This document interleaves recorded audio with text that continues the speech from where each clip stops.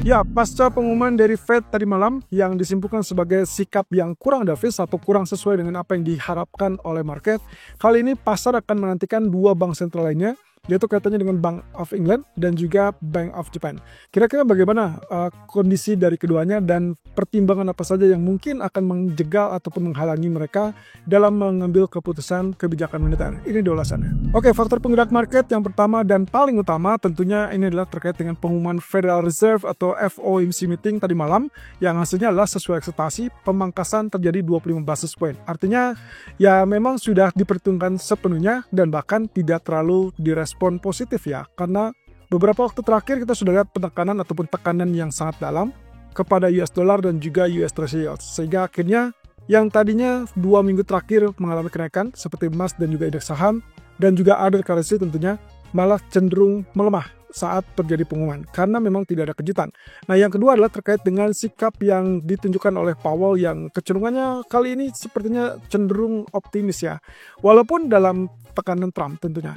Nah, ini yang kita akan coba lihat apa yang membuat dia sedikit optimis dan bahwasannya kebijakan itu juga tidak mencerminkan adanya perpecahan di antara kubu ataupun di antara para pejabat Fed, kecuali ya memang ada orang baru ya di dalam gubernur Fed, yaitu Stephen Miran yang memang menjadi satu-satunya memiliki perbedaan pandangan untuk memangkas atau mendukung pemangkasan yang lebih agresif. Nah, kita lihat dari posisi kebijakan yang tadi malam diumumkan, yaitu kaitannya dengan dot plot dan juga economic projection, ada satu titik di situ yang terlihat jauh berbeda. Jadi dia menginginkan cut rate 50 basis point dan justru semakin agresif, yang berarti menargetkan supaya suku bunga akan berada di kisaran 3%-an. Nah, tapi ya kalau misalnya kita perhatikan dari apa yang terjadi, ini hanya satu. Berbeda cerita dengan waktu FOMC yang di bulan Juli, ya, di mana ada dua perbedaan atau dua pembeda, dan itu adalah Waller dan Bowman yang mendukung penurunan suku bunga. Tapi kali ini, misal Bowman dan juga Waller kelihatannya hanya mendukung 25 basis point, sedangkan satu-satunya dan mungkin ini yang dicurigai oleh para pelaku pasar adalah yang mendukung kebijakan 50 basis point, dan itu adalah Stephen Miran, salah satu atau mungkin satu-satunya yang ditunjuk oleh Trump untuk menggantikan Adriano Kruger, walaupun masa jabatannya hanya pendek sampai Januari. Ya, terlepas dari hal tersebut, apakah itu akan mempengaruhi sikap dari para pelaku ataupun para pembuat kebijakan Fed berikutnya, kita belum mengetahui karena memang bisa dibilang waktunya cukup terbatas untuk Miran mencoba mempengaruhi para pejabat Fed tersebut. Nah, sementara di sisi kanan Anda bisa lihat di situ ada yang saling kari, yaitu terkait dengan proyeksi dari GDP. Kalau data bulan sebelumnya di Juni atau proyeksi bulan Juni, mereka memperkirakan akan terjadi penurunan untuk 2025 sampai 1,4%. Di FOMC September ternyata mereka cenderung melihat itu sebagai kenaikan. Yang artinya meskipun mereka cenderung khawatir dengan pasar tenaga kerja, tapi mereka masih tetap mencantumkan optimisme di pertumbuhan ekonomi. Sehingga inilah yang membuat salah satu catatan yang menurut saya ini adalah kondisi di mana market tidak melihatnya sebagai pesimisme. Dan itu yang juga membuat kenapa indeks saham mengalami kenaikan, karena mereka tidak melihat ada pesimisme ataupun bahkan ada ketakutan resesi di dalamnya. Nah, tapi bahayanya lah negatif untuk emas, karena memang posisi ini berarti tidak mencerminkan ekspektasi penurunan suku bunga yang lebih agresif ke depannya. Ya, tapi apapun itu, setidaknya dot plot menunjukkan 3 kali pemangkasan, persis dengan apa yang diinginkan. Hanya saja, lagi-lagi, di tahun 2026 sama sekali tidak berubah dan itu masih memproyeksikan 1 kali pemangkasan. Jadi ya secara keseluruhan ekspektasi market yang mengharapkan akan ada total sekitar 5 ataupun 6 kali pemangkasan di 2025 sampai 2026, ternyata hanya mendapatkan 4 kali, 3 kali di tahun 2024 dan 1 kali di tahun 2026. Dan sampai saat ini kita tidak tahu apakah 2026 itu yang dimaksud adalah di bulan Januari atau mungkin somewhere between Maret sampai ke bulan Juni 2026. Yang jelas ada kebiasaan ataupun ada keyakinan bahwa saat Fed memutuskan untuk memulai pemangkasan suku bunga, biasanya itu akan berlanjut. Sehingga kemungkinan ya kalau diasumsikannya akan berturut-turut, berarti ada kondisi di mana sampai Desember 3 kali pemangkasan di tahun 2025, lalu kemudian ditambah 1 kali adalah di bulan Januari.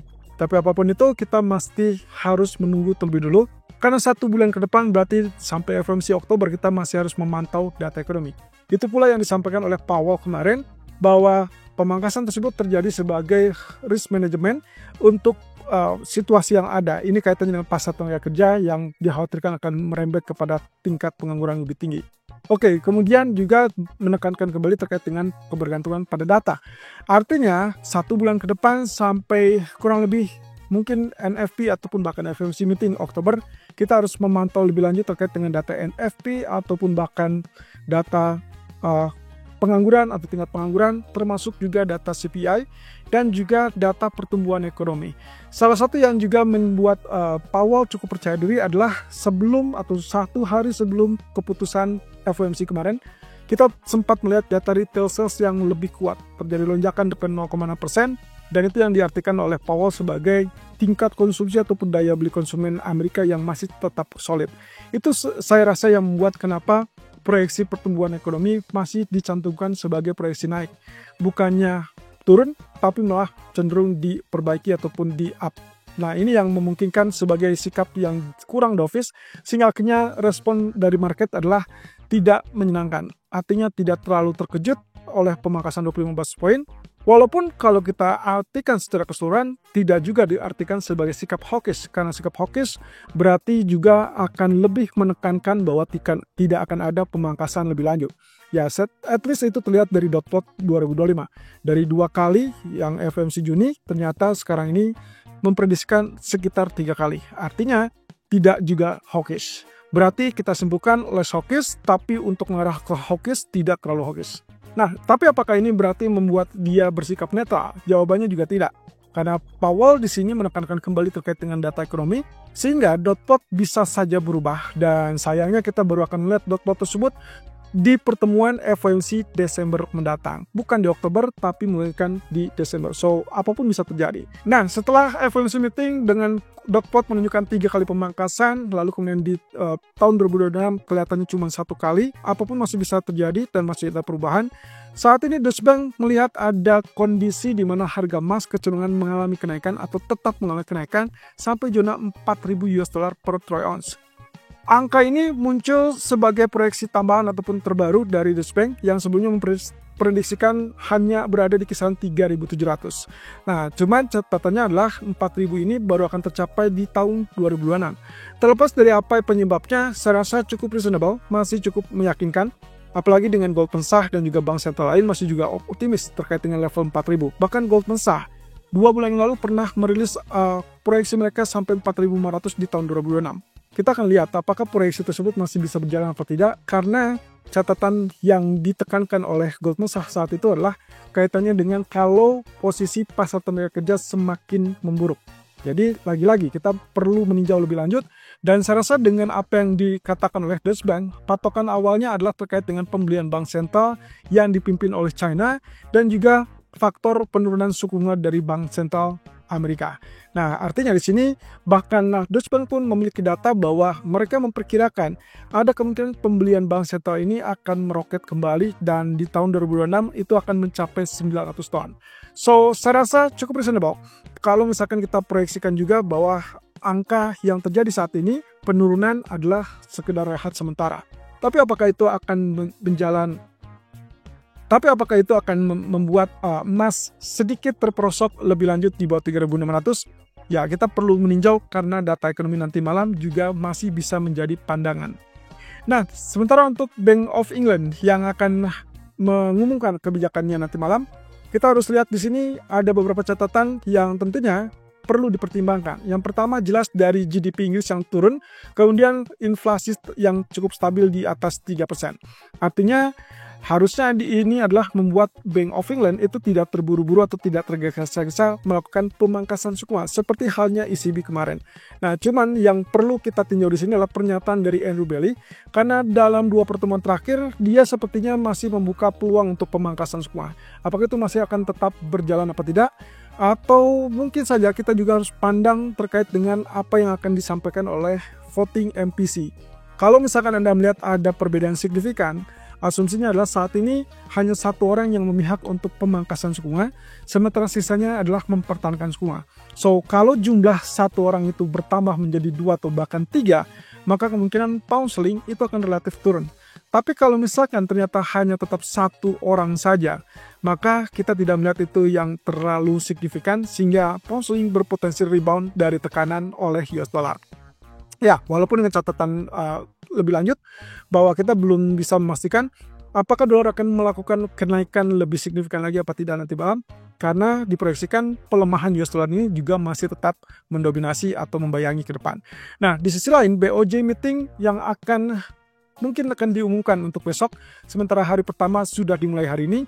Yang kita perlu tahu di sini adalah apakah dampak dari politik Jepang sampai 4 Oktober ini akan menghalangi sikap kebijakan Bank of Japan atau tidak. Karena dalam pertemuan terakhir mereka mempertahankan tingkat suku bunga dan tidak memberikan arahan kapan mereka akan menaikkan suku bunganya.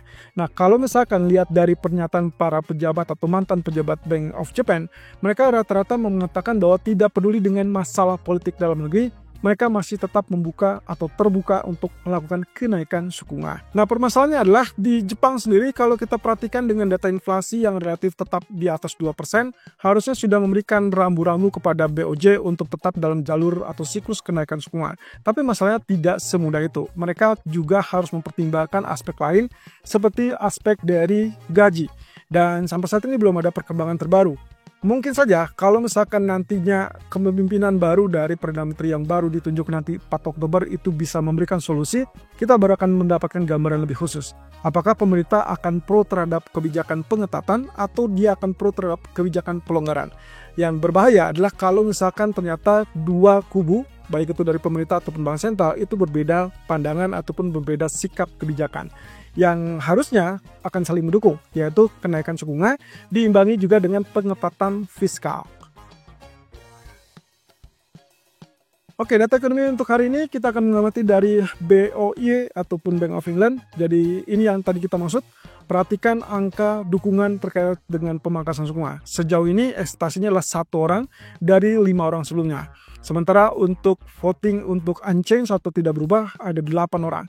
Jadi kalau misalkan kita lihat angka 1 ini berubah atau lebih tepatnya aktualnya berada di 2 atau 3 orang, maka kemungkinan pound sterling akan relatif turun. Tapi kalau misalkan ini tetap atau sesuai atau bahkan tidak ada yang mendukung pemangkasan, maka itu akan memperkuat pound sterling sehingga pound sterling akan berpotensi rebound walaupun di tengah gangguan dari respon FOMC tadi malam, yaitu US dollar yang mulai penguatan. Di sisi lain, terkait dengan data Amerika nanti malam kita akan perhatikan kembali initial jobless claim, di mana angkanya ekspektasinya turun kembali ke 240 ribuan karena minggu lalu sempat terjadi lonjakan sampai 263 ribu.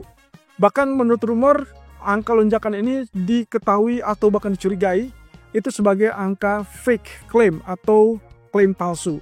Nah, kita akan lihat apakah data ini resmi atau justru terlihat akan relatif jompang.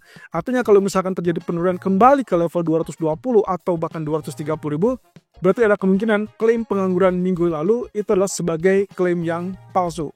Nah, kalau begitu, posisinya juga kita belum bisa memastikan atau lebih tepatnya investor semakin tidak yakin dengan data-data ekonomi Amerika.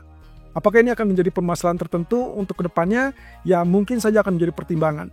Yang jelas, Philadelphia Fed Manufacturing Index di malam hari juga akan menjadikan catatan.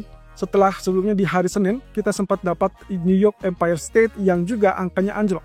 Kali ini ekspektasinya adalah naik dari minus 0,3 menjadi 1,7. So, saya rasa indeks regional itu akan memainkan peranan penting untuk memberikan gambaran seberapa lambat ekonomi ataupun aktivitas ekonomi di masing-masing regional. Kalau misalkan data-data tersebut relatif lebih lemah, kemungkinan emas bisa berbalik naik lagi di malam hari. Tapi kalau misalkan ternyata relatif lebih tinggi, maka kita akan lihat kelanjutan dari koreksi yang kita butuhkan dari emas, kemungkinan akan berlanjut di malam hari.